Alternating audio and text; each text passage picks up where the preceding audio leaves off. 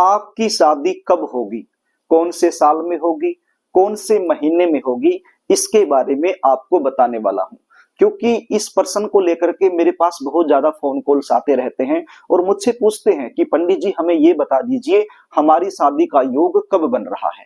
तो प्रिय दर्शकों, इस वीडियो को आप पूरा देखिए। यदि आपने इस वीडियो को पूरा देख लिया और जो जानकारी मैं आपको दे रहा हूं उसको आपने समझ लिया, तो आप घर बैठे बैठे खुद ये पता कर पाएंगे कि आपकी शादी कब होगी। तो इसके लिए वीडियो को देखना बहुत जरूरी है। प्रिय दर्शकों, आपके पास आपकी जन्म कुंडली बनी हुई होगी, आप उस जन्म कुंडली को खोल लीजिए और स्क्रीन पर भी देख लीजिए एक जन्म कुंडली के चार्ट को। अब जब आप अपनी जन्म कुंडली देखेंगे तो उसके अंदर इस प्रकार के चार्ट एक से अधिक आपको देखने को मिलेंगे। तो आपने कौन से चार्ट को देखना है? लगन कुंडली चार्ट के नाम से आपको एक चार्ट मिलेगा, उसी चार्ट को देखना है। या फिर जन्मांक चक्कर के नाम से आपको मिलेगा, तो उसी चार्ट को आपने देखना है और उस चार्ट के सप्तम भाव को आपने देखना है। अब सप्तम भाव कौन सा होता है? आप देखिए इस चार्ट के अंदर जहां पर 7 नंबर लिखा हुआ है, ये जन्म कुंडली का सप्तम भाव कहलाता है। और सप्तम भाव से ही विशेष रूप से विवाह के बारे में विचार किया जाता है। आपकी जो जन्म कुंडली है उसके सप्तम भाव में 1 से लेकर 12 तक कोई भी अंक लिखा हो सकता है। आपको कंफ्यूज नहीं होना है, बस आप ये देख लीजिए कि सप्तम भाव कौन सा है। अब जन्म कुंडली का जो सप्तम भाव है, सप्तम भाव के अंदर जो भी ग्रह बैठा हुआ है, जो भी ग्रह बैठा हुआ है आपकी जन्म कुंडली के सप्तम भाव में, जब उस ग्रह की महादशा या फिर अंतरदशा या फिर पंतरदशा लगेगी तो शादी होने का एक प्रबल योग आपका बन जाएगा। आप समझ रहे हैं? सबसे पहले आपने जन्म कुंडली के सप्तम भाव को देखना है और सप्तम भाव के अंदर जो ग्रह बैठा हुआ है तो देख लेना है जो ग्रह बैठा हुआ है उसकी महादशा है या अंतरदशा है या प्रतंत्र दशा है। तो तीनों में से कोई भी दशा यदि चली हुई है तो शादी होने का एक प्रबल योग माना जाता है। और यदि नहीं चली हुई है तो आप ये देख लीजिए कि महादशा, अंतरदशा और प्रतंत्र दशा कब लगने वाली है इस ग्रह की जो सप्तम भाव में बैठा हुआ है। अब ये महादशा, अंतरदशा, प्रतंत्र दशा कहां से देखेंगे? आपकी जो जन्म कुंडली है, आप थोड़ा सा पीछे जाएंगे तो वहां पर आपको एक चार्ट मिलेगा, एक टेबल मिलेगी महादशा की, अंतरदशा की और प्रतंत्र दशा की। तो वहां से आपको पता चल जाएगा कि वर्तमान समय में कौन सी ग्रह की आपके ऊपर महादशा है, अंतरदशा है और प्रतंत्र दशा है।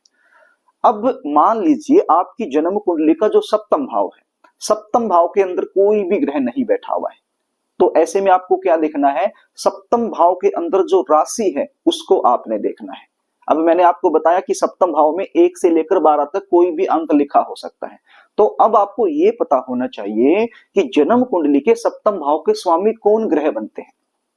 तो वो कैसे पता करेंगे मैं आपको बता देता हूं, आप ध्यान से सुन लीजिए। यदि जन्म कुंडली के सप्तम भाव में 1 नंबर लिखा है, क्या लिखा है?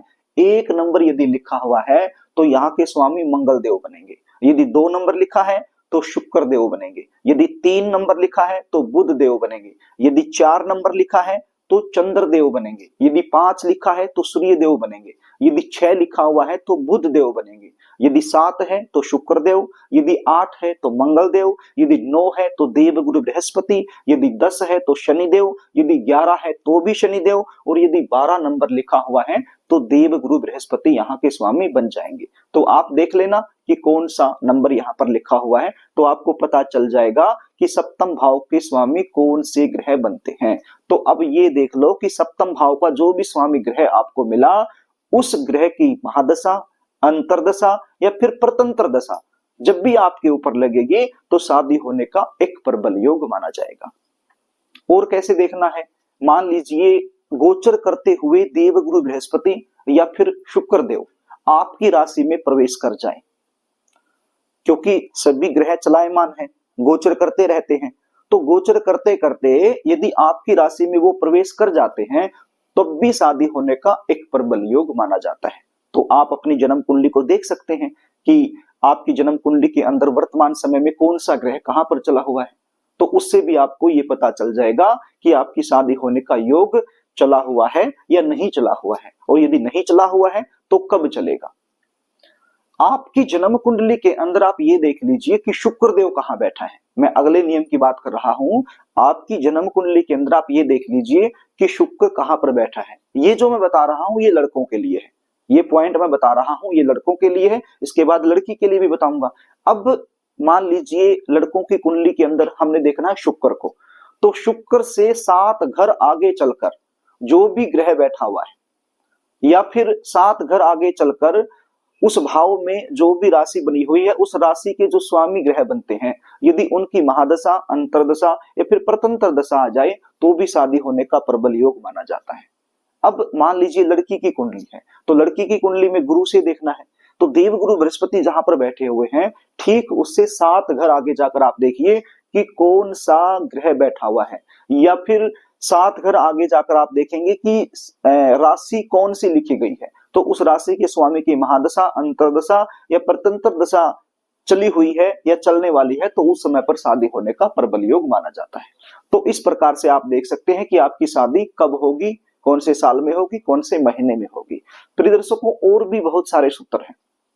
जन्म कुंडली का जो सप्तम भाव है उस सप्तम भाव को कौन से ग्रह देख रहे हैं, या सप्तम भाव का स्वामी किस ग्रह के साथ युति बना करके बैठा हुआ है, या सप्तम भाव की प्लेसमेंट कौन से भाव में बनी हुई है, बहुत सारी चीजें देखनी होती है। नवमांश चार्ट भी देखना होता है, तो ये एक गहराई का विषय बन जाता है।